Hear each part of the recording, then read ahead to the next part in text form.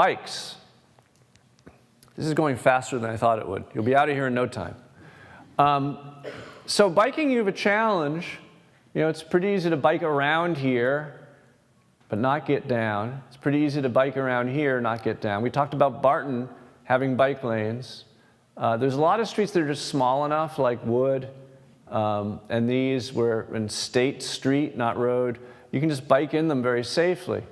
But State Road is kind of a key connector that you can't safely take. And you have this condition where this is a great biking corridor, right? Barton, which will have lanes, and then State, and then you're stuck, and then there's the path down that you wouldn't want anyone biking on because you're probably going to walk on it. The road ends, there's the path. That's hardly safe for walking, let alone biking. And then there's this, which is entirely impassable. Now, something happened a few years ago. You were losing 2 people a year.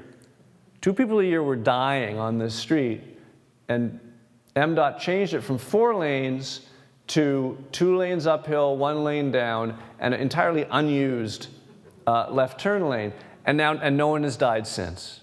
You know, lives were saved. We're losing 40,000 Americans a year. It's a Vietnam War every year to car crashes in this country, and as MDOT demonstrated, it's avoidable, or at least largely avoidable. So what can we do here? Well, no one's using the left-hand turn lane.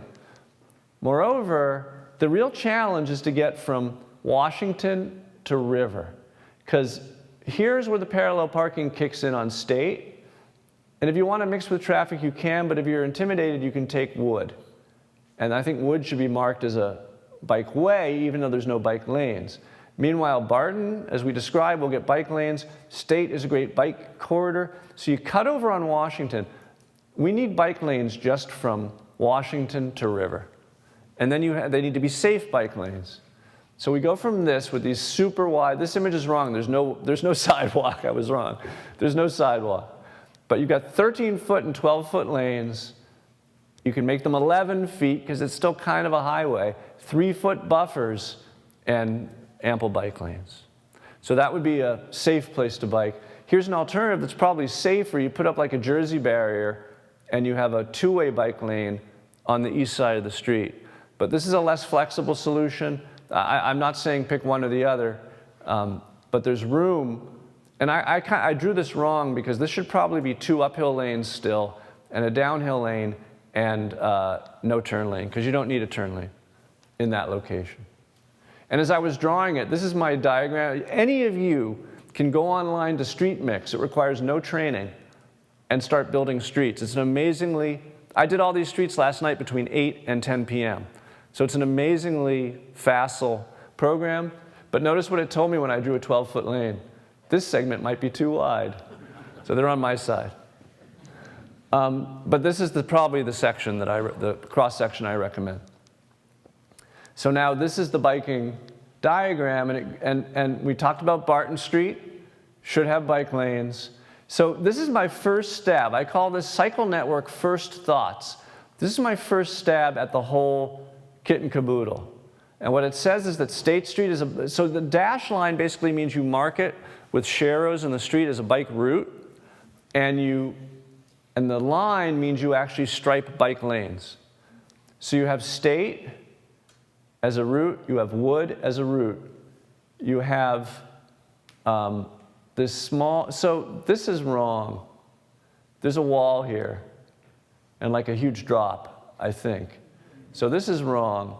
So we've got to figure out this knuckle. This is a really tough problem that I haven't solved.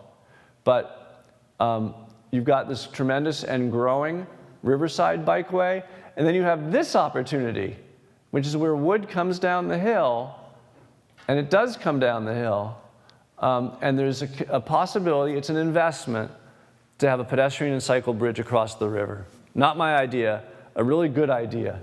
And lo and behold, it's already marked. This is the regatta, or the kayak national championship. It's already marked, there it is.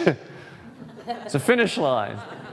But if you were to build like this really, don't pay Santiago Calatrava for $1 billion bridge, but if you were to get like an arched wooden truss bridge that's manufactured somewhere, brought down on a truck, who knows, It'll be expensive to put in place, but it doesn't need to be an expensive bridge. And you make it a finish line, and you have all sorts of events around it. One can imagine it would generate enough social and economic activity to ultimately pay for the cost of that bridge. And then your bike network is reaching across the river to Henning Park, and that asset now, because no one wants to do this, right? On bike or on foot, that asset is now a walkable part of your downtown. Right? That park is now part of your downtown with this bridge. So I do recommend it. And then finally, places.